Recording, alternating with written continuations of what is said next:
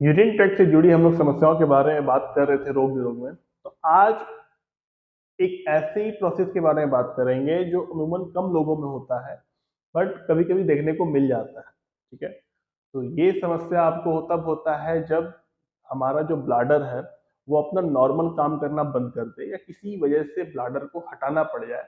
तब हम लोग इस प्रोसेस के लिए जाते हैं। इसका नाम है आपको यूरिनरी डाइवर्जन, या फिर आप बोल सकते हो यूरिनरी रिकंस्ट्रक्शन, भी आप इसको एक नाम दे सकते हो, बट मेनली इसका नाम है यूरिनरी डाइवर्जन। तो आखिर यूरिनरी डाइवर्जन होता क्या है, किन वजहों से करते हैं और क्या प्रोसेस है ये करने का, तो हम लोग आज इसी के बारे में बात करेंगे। वीडियो को अंत तक जरूर देखिएगा। नमस्कार, मैं प्रोफेसर रजत आपका रोग निरोग में स्वागत करता हूं। अगर आप हमारे चैनल पर नए हैं तो प्लीज चैनल को सब्सक्राइब कर दीजिए, और अगर आपको वीडियो पसंद आता है तो लाइक शेयर जरूर कीजिएगा। यूरिनरी डाइवर्जन मेनली एक तरह का बाईपास है। ठीक है, जैसे रोड पे होता है ना कि हम लोग बाईपास कर जाते हैं किसी शहर को हाईवे पे, ठीक इसी प्रकार का हमारा जो नॉर्मल यूरिन सिस्टम है इसका एक बाईपास है, जिसमें जो नॉर्मल यूरिन पास करते हैं हम लोग, जो प्रोसेस होता है फ्लो करने का, उसको चेंज कर दिया जाता है, उसकी रूट को बदल दिया जाता है। अमूमन तब होता है, जैसा मैंने कहा, कि ब्लाडर में किसी प्रकार का कोई प्रॉब्लम आ जाए, ब्लाडर ठीक से काम ना कर सकता हो, ब्लाडर में इंजरी हो गई हो, या फिर ब्लाडर में कैंसर किसी को हो गया हो जिसकी वजह से ब्लाडर को रिमूव करना पड़ जाए, तो उस केसेस में हम लोग यूरिनरी डाइवर्जन का उपयोग करते हैं। मेनली इसमें जो होता है, यूरिन का रास्ता बदल के उसको बॉडी के किसी और पार्ट से निकाला जाता है, या फिर एक नया पाउच बनाया जाता है। ठीक है, जैसे इसको समझने के लिए आपको ये समझना ज़्यादा जरूरी है कि हमारा यूरिनरी सिस्टम कैसा होता है। तो जैसा हम लोगों को पता है कि दो किडनियां होती हैं। किडनी में से जो पाइप किडनी से यूरिन को लेके ब्लाडर तक आता है उसको हम लोग यूरेटर बोलते हैं।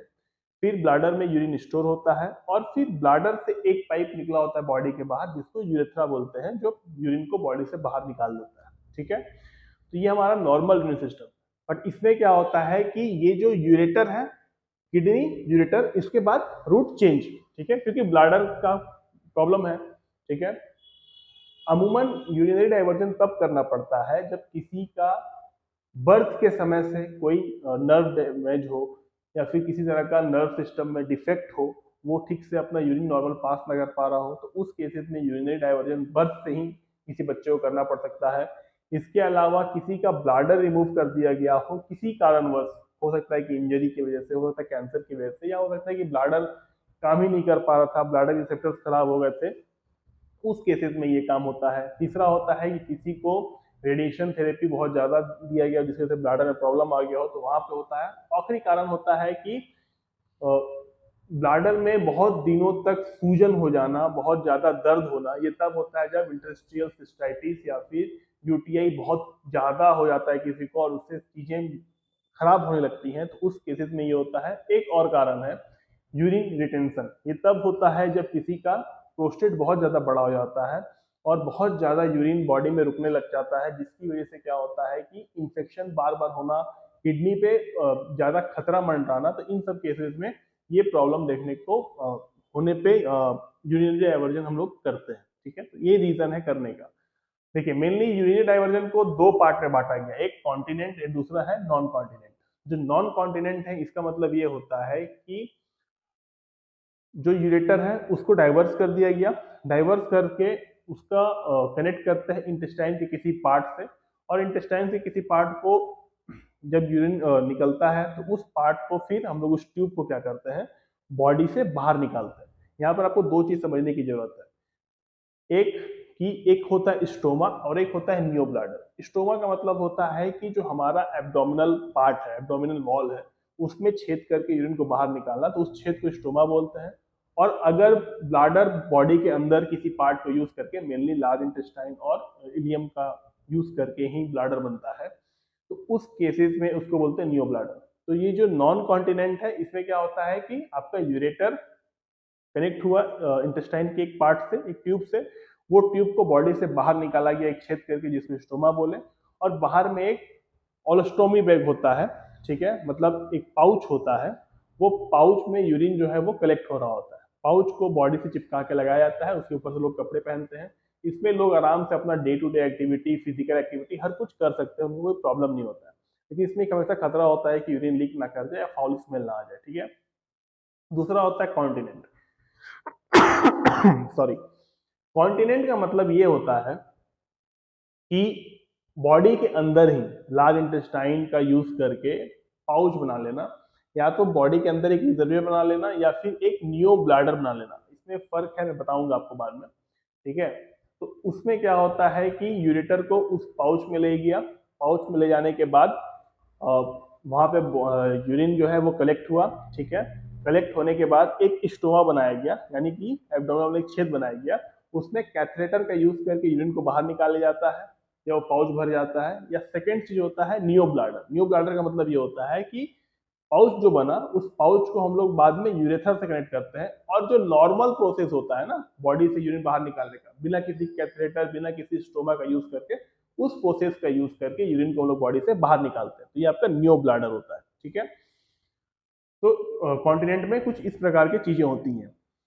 अब सर्जरी को तीन पार्ट में डिवाइड किया गया है। पहला है इलियम कंडक्ट यूरिनरी डाइवर्जन, दूसरा है इंडियना पाउच रिजर्वियर, और तीसरा है आपको neo bladder to urethra surgery. तो पहला जो आपको है इलियम कंडक्ट यूरिनरी डाइवर्जन, इसमें क्या होता है कि यूरेटर को हम लोग डाइवर्ट करते हैं कि वो जाके इंटेस्टाइन के किसी पार्ट में जुड़े, ठीक है। वहां से क्या होता है कि स्टोमा बनाया जाता है और बॉडी को किसी एक्सटर्नल पाउच में कलेक्ट किया जाता है, ठीक है। तो इसमें प्रॉब्लम ये होता है कि सर्जरी करना पड़ता है पहला चीज, बट सर्जरी का टाइम कम होता है, सर्जरी सिंपल होती है, और यूरिन लीकेज वगैरह का खतरा इसमें बने रहता है, फॉल स्मेल का खतरा बने रहता है, और बॉडी का शेप जो है वो बिगड़ जाता है। तो एक ये हुआ। इसके बाद जो अगला प्रोसेस आपको होता है वो है इंडियना पाउच रिजर्वियर। इंडियना पाउच रिजर्वियर में क्या होता है कि जो इंटेस्टाइन होते हैं, लार्ज इंटेस्टाइन और इलियम जो होते हैं, उनका यूज करके एक पाउच बनाया जाता है, और यूरेटर को डायरेक्ट किया जाता है कि उस पाउच में यूरिन को पहुंचाए और कलेक्ट करे। लेकिन इस पाउच का पोजिशनिंग ऐसा होता है कि यूरिन आराम से किडनी से लेके उस पाउच तक आराम से आ सके, लेकिन बैक फ्लो ना हो, क्योंकि हमको पता है जब बैक फ्लो होता है यूरिन तो किडनी का इंफेक्शन का खतरा बढ़ जाता है और किडनी डैमेज का खतरा बढ़ जाता है। अमूमन ये प्रोस्टेट के प्रॉब्लम में देखने को मिलता है, ठीक है।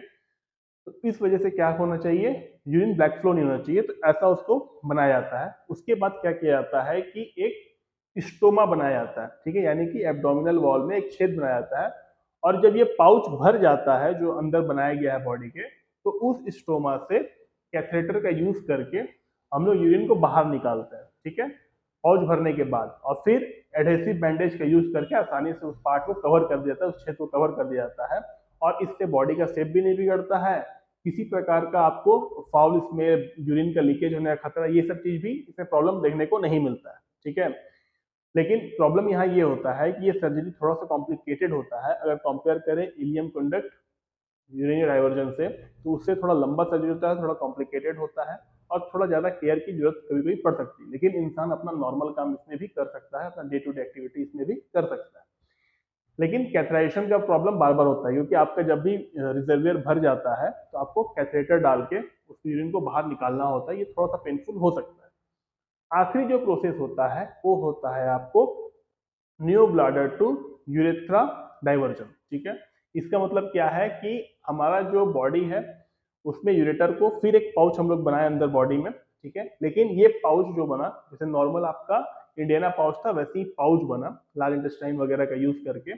पाउच बनने के बाद यूरिन वहां पे कलेक्ट हुआ, ऐसा बना कि यूरिन बैकफ्लो ना करे, यूरेटर आके वहां पे कनेक्ट हो जाता है, और उसके बाद फिर उस पाउच को डायरेक्ट कनेक्ट करते हैं यूरेथ्रा से, ठीक है, यानी वो पार्ट जो पहले ब्लाडर से यूरिन को बॉडी से बाहर निकाल रहा था वो ट्यूब, अब वो ट्यूब क्या कर रहा है कि इस जो न्यू ब्लाडर है इस पाउच से यूरिन को बॉडी से बाहर निकाल रहा है नॉर्मल प्रोसेस से, यानी किसी प्रकार का कोई स्टोमा बनाने का, कोई छेद बनाने का बॉडी में जरूरत नहीं है, कोई नया रास्ता बनाने की जरूरत नहीं है, ठीक है। तो इसलिए इसको न्यू ब्लाडर कहते हैं।